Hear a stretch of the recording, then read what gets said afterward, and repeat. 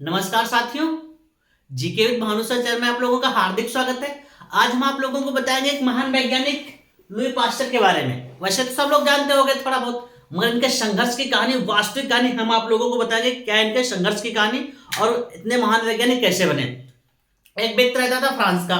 वह व्यक्ति गरीब था, बंदा गरीब होने के कारण वह चमड़े की फैक्ट्री में काम करता था। अब चमड़े की फैक्ट्री में काम करता था तो उसको बदबूदार जगह पे काम करने में मन में संकोच आता था। वो काम करता तो था ही, अब काम तो करना मजबूरी है उसको रोजी रोटी पेट पालने के लिए। मगर उसके दिमाग में विचार आता रहता था, काश मैं एक ऑफिसर होता, बढ़िया आराम से कुर्सी पे बैठा होता और लोगों को आदेश दे रहा था, भाई आप ये काम करो, भाई आप ये काम करो, आप वो काम करो, और हम आराम से बैठेंगे। तो क्या वो नहीं बन सका, क्योंकि उसकी उम्र ढलती चली जा रही थी। मगर एक दिन वो काम से घर जा रहा था छुट्टी लेकर के वापस, तो घर से पता चला कि उनके जो पत्नी को एक बच्चे का जन्म हुआ, बच्चा हुआ लड़का है।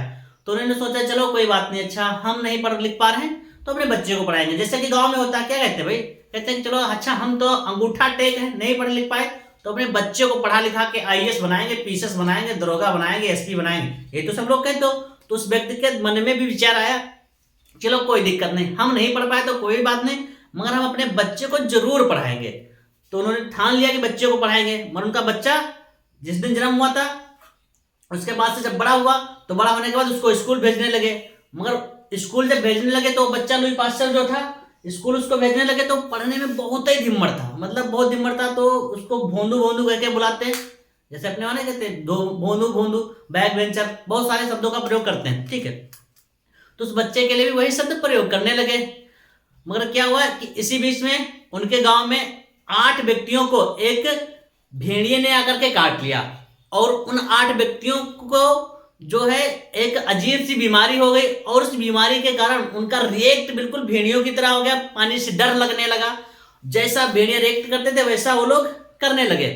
तो क्या हुआ कि वहां पे जो जितने लोगों को भेड़िया ने काटा था उतने लोगों की मृत्यु होती चली गई। अब चूंकि पहली बात नहीं थी, उस समय की तो आम बात थी ना, उस समय की ये आम बात थी। तो लुई पास्चर जो थे उन्होंने अपने पिताजी से पूछा कि पिताजी बताओ क्या इसका कोई इलाज है कि नहीं है। तो उनके पिताजी ने कहा इसका इलाज नहीं है, और तुम कर सकते हो तो कर लो, इसका इलाज खोजना चाहो तो खोज सकते हो।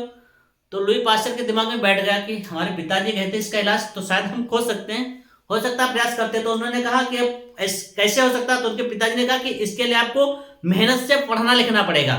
तो लुई पास्चर ने अपने पिताजी से कहा कि आज से हम मेहनत से पढ़े लिखेंगे और जितना हो सकेगा मानव कल्याण के लिए हम प्रयास पूरा का पूरा कर लेंगे। तो उनके पिताजी ने पढ़ाया लिखा और विदेश भी भेज दिया। वहां से कहने लगे अब जाओ आराम से पढ़ो जा करके। तब अब थोड़ी दिन पढ़े लिखे तो कुछ बड़े हो गए, फिर साइंटिस्ट के पद पे आने लगे, प्रोफेसर हुए, पढ़ाने लगे।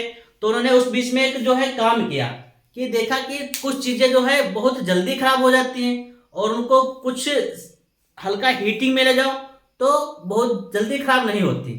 तो उन्होंने ऐसा करने के लिए क्या किया, एक सूक्ष्मदर्शी का इस्तेमाल किया, और उन्होंने एक जो है देखा क्या, दूध देखा। दूध में देखा कि कुछ बैक्टीरियाज हैं, कुछ बैक्टीरिया जो कि उसमें हैं।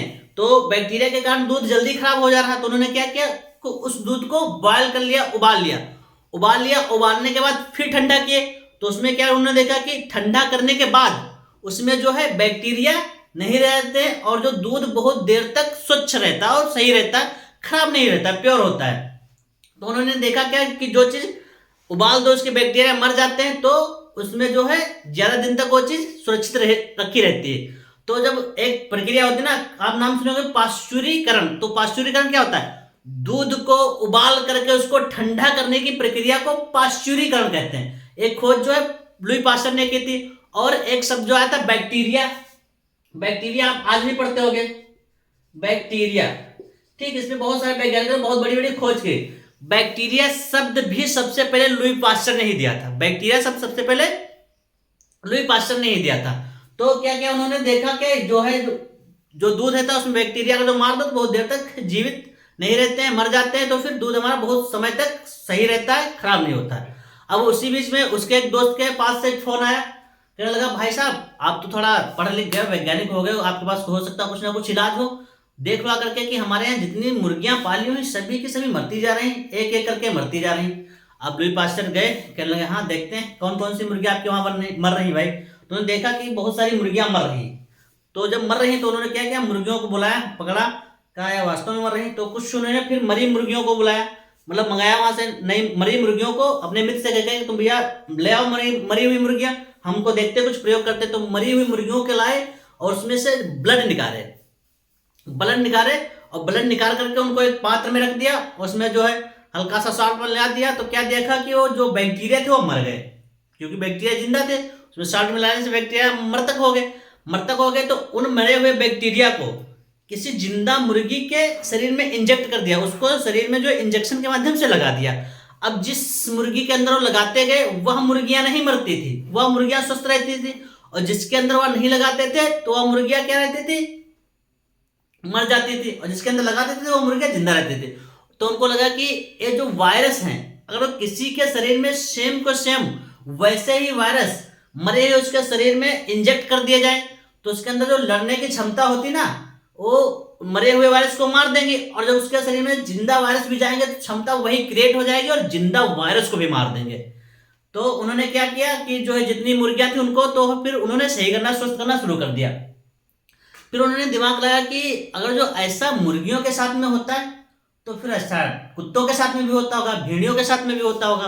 तो उन्होंने क्या करना शुरू कर दिया कि जहां भी सुनते थे कि कोई पागल भेड़िया है या कोई पागल कुत्ता है जिसको रेबीज नाम की बीमारी हो गई, तो उसको पकड़ते थे, पकड़ के लाते थे, उसका प्रयोग करते थे, पकड़ के लाते थे, उसका प्रयोग करते थे, पकड़ के लाते थे, उसका प्रयोग करते थे। फिर उन्होंने एक कुत्ता देखा कि उसको जो है एक जो है बहुत आराम से टहल रहा है, तो उन्होंने क्या किया कि एक मरे हुए कुत्ते के जो उसके ब्लड निकाला, और जो रेबीज नाम का जो एक वायरस होता है, बैक्टीरिया होता है, उसको उन्होंने बढ़िया उसको साथ में मिला करके उसको मृतक कर दिया। मृतक करने के बाद उस कुत्ते के अंदर इंजेक्ट किया।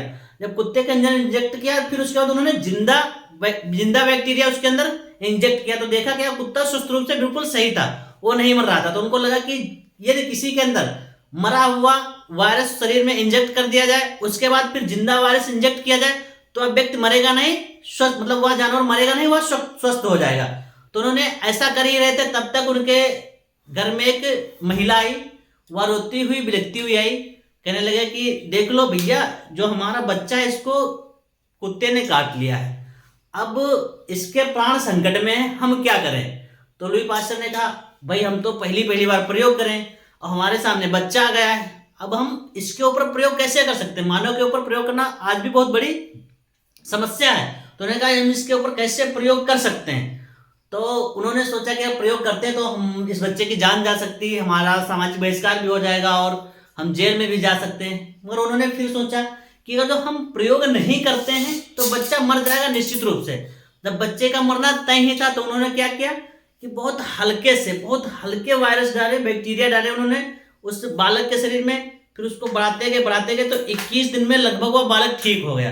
21 दिन में वो लगभग बालक ठीक हो गया। तो ये बहुत बड़ी उपलब्धि हासिल हुई थी। रेबीज के टीके के नाम दे दिया गया था उसको, रेबीज का टीका। रेबीज के टीके की खोज लुई पास्टर ने की, ये आप सब लोगों को पता होगा। खोज कैसे हुई हमने आपको ये बता दिया। तो क्या किया, वो बालक ठीक हो गया। अब उस समय लगभग बहुत ज्यादा आबादी नहीं थी, 150 करोड़ आबादी थी पूरे विश्व की। 150 करोड़ आबादी पूरे विश्व की थी।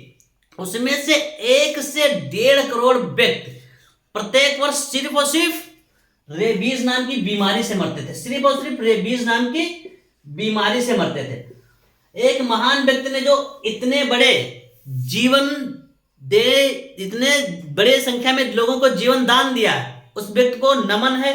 और जिस भी व्यक्ति के घर में किसी को कुत्ते ने काटा हो या उसके सगे संबंधी को या यार दोस्तों या मित्रों को किसी को भी काटा हो और इंजेक्शन लगाने गया तो सबसे पहले लुई पास्टर जी का नमस्कार करो, उनको प्रणाम करो कि उन्होंने खोज की ऐसे टीके की जो कि हम अपने दोस्तों के, मित्रों को और रिश्तेदारों के प्राण को बचा सके। तो साथियों, हमारे द्वारा दी गई जानकारी आप लोगों को कैसी लगी कमेंट करके जरूर बताइएगा। ओके साथियों, thank you for the watching. जय हिंद, जय भारत।